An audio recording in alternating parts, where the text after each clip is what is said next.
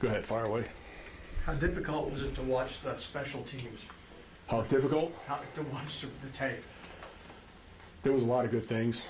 I mean, I was really proud of the way Richard hit that return. There was a lot of positives. I mean, obviously the penalties hurt us and, upsetting. But, there was a lot of good things, though, too, at the same time. Matt Ariza had a really good game punting. I thought, Bucker made all his field goals. Obviously, he had the one kick out of bounds that, that was a mistake. He made a mistake. I mean, that's where we are. Dave, did you see any sort of common denominators in the penalties or things that stuck out to you? Well, this is what's happening. All right, I'll tell you this. Jack Cochran's one of our best players. He's a world champion, and he is matched up against the best player every week. He's one of our best guys. So he was blocking their best guy, and it's a tough job. Sometimes you're going to get that call. After the first one, maybe they were watching him a little bit more in the second one. I don't know, but it happened. I mean, I've seen those calls not called too at the same time. So it's the way it is. Last year we beat people, and they complained about the officials. We're not complaining about the officials. That's just the way it is. We just have to bounce back, and we'll be fine. And with that, what can you tell the guys like Jack, for example? What do you tell them? You're not sure how to. I want him to keep playing hard, and I want him to finish blocks. That's important. But at the point of attack, to take somebody to the ground, I think that's where you got to just let your hands up and let them go. Don't take them all the way to the ground. That's what they're gonna call at the point of attack, right around where the ball is hitting. So we could do a better job on that. And that's how we coach them up.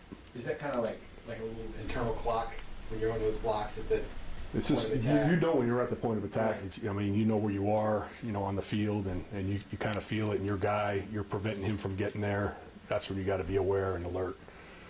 I'll love your Andy compared it to a golfer yesterday. Yeah. What are you assessing that as? And you kind of see. I said the same thing the other day.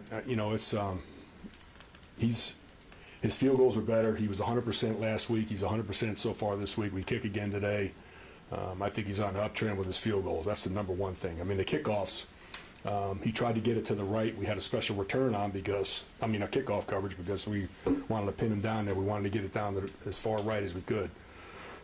He just went a little bit too far right, obviously. And, he had a mishit ball and a bad time. We lost probably about 10 yards there on that. Most of the time, the thing that's so disappointing is most of the time we were the ones that are setting our team up. And this is the time that it didn't happen, and that's what makes it so disappointing. But we're not going to let this game define us for sure.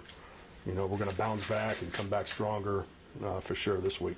Coach, is there another type of kick? We talked last week about the different kind of kicks the Rams do. Is there another kind of kick that maybe asking them to kind of walk a tightrope over there? I know you want to cough and corner them and pin them in there, but are there other kind of kicks that? The idea on that kick, Saran, is that we're trying to kick it to the right because we're getting our coverage down there. If we kick it in the middle, then they have a two-way go, and it's kind of a little bit harder to get him inside the 30. We were trying to get him inside the 30. It's almost impossible to get him inside the 20 now unless you skip the ball into the end zone, and then you're taking a chance if you're trying to skip it that it's short and they get the ball to the 40 anyway. So we're just trying to get it down there to the right to pin him down there. And that's what we were trying to do, and it just got off his foot a little bit too far to the right. And compare penalties, Rachel would have been 100 yards for Richard. I guess. Do you feel like you have something special? Yeah, I think Richard keeps getting better and better each week, and it was really good to see. He hit that return. He was north and south in a hurry. And I'm not sure if I'm glad if he didn't score because it would have been even worse. Because it was a great return nonetheless, and we're going to build on that. We're going to look at the positives. You talk about the penalties. You're not going to complain about them. I understand that, but there's also kind of like I know the refs watch the tapes too, right? Like they come in, like Juwan Taylor. There's plenty of examples of guys being as far back, and even Juwan Taylor being that far back, not getting called every time, but he kind of has that reputation. Do you feel like you guys are maybe getting that reputation on your return? I don't think so. I don't think so. We've been pretty good. We've only had 2 penalties. And coming into that game, we had 4 in that one game. We only had 2 penalties, really. We go back and look. I mean, it's not like, you know, we were getting killed this year on penalties. It's not what it was at all.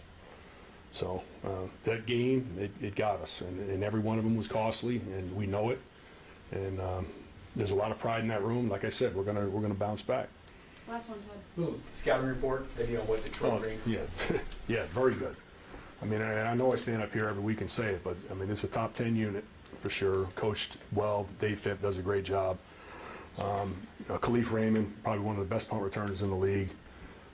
Former Pro Bowler. I mean, you know, he's coming off an injury. We'll see if he plays, but if he's in there, he's very dangerous. And he does a good job coaching. These guys play hard. I mean, really hard.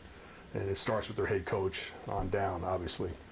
They're a tough unit that we're going to have to really step it up this week. Dan Campbell's got a bit of a reputation for doing some unorthodox things, and I assume All right, he's ready for. let me give you a little stat. All right, since he's been there since 21, he's ran 12 punt fakes. That's 3 a year, and they haven't run one yet. So, I mean, you know, so we know what's coming. We knew it was coming 2 years ago. You know, but they were backed up on the 17-yard line. You don't think it's coming then. I mean, that's the thing. He'll call it when you least expect it. You know, so now you got to expect it all the time. So, I mean, we'll be ready for it. That doesn't mean you're going to stop it. You know, you gotta be prepared for it, and they'll come with some kind of crazy thing, whatever. But we're ready. Thank you, Coach. Thanks.